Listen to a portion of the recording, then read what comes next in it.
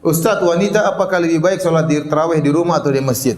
Yang benar, wanita yang terbaik sholat di rumah. Kata Nabi SAW, la tamna'u ima Allahi masajidallah wa buyutuhunna khairun lahun. Janganlah kalian melarang para wanita ke masjid, tetapi di rumah lebih baik bagi mereka. Wanita kalau sholat tarawih di rumah lebih afdal daripada kalau dia sholat tarawih di masjid.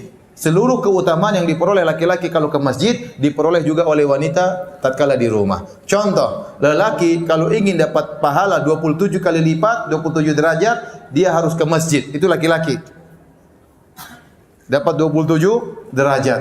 Tapi kalau wanita dia ke masjid, dia juga dapat 27 derajat. Ternyata di rumah lebih baik. Berarti kalau dia di rumah, dia juga dapat 27 derajat. Dan ini bentuk keringanan dan pemuliaan yang Allah berikan kepada para wanita. Lelaki kalau ingin 27 derajat harus ke masjid. Perempuan tidak perlu, di rumah sudah cukup. Lelaki kalau ingin salat supaya dapat pahala salat semalam suntuk, kata Nabi SAW, man shallama al-imami hatta yansarif kutiba lahu qiyamul lailah. Barang siapa yang salat bersama imam sampai selesai, bagi dia pahala salat semalam suntuk. Ini laki-laki ke masjid. Perempuan di rumah dia dapat pahala semalam suntuk. Kenapa? Karena salat di rumahnya lebih baik daripada di masjidnya. Kenapa bisa demikian? Karena wanita memang dalam Islam hendaknya menjauh dari lelaki, menjauh dari pandangan para lelaki. Makanya di zaman Nabi SAW tatkala di masjid, Nabi berkata, khairu sufufir nisa akhiruha wa syarru sufufin nisa awaluha. Kata Nabi SAW, sebaik-baik safnya para wanita yang paling belakang.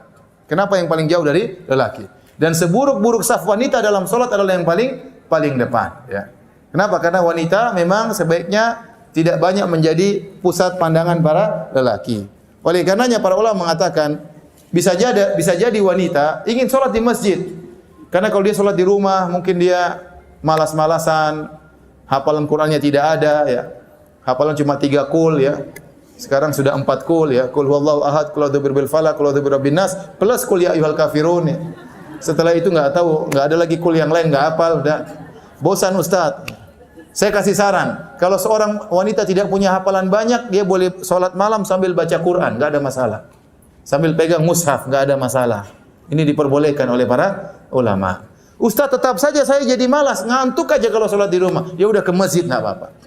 Nggak apa-apa. Meskipun di rumah lebih baik, tapi wanita dibolehkan sholat di masjid. Dengan syarat, tidak boleh berhias tatkala ke masjid. Tidak boleh pakai parfum tatkala ke masjid.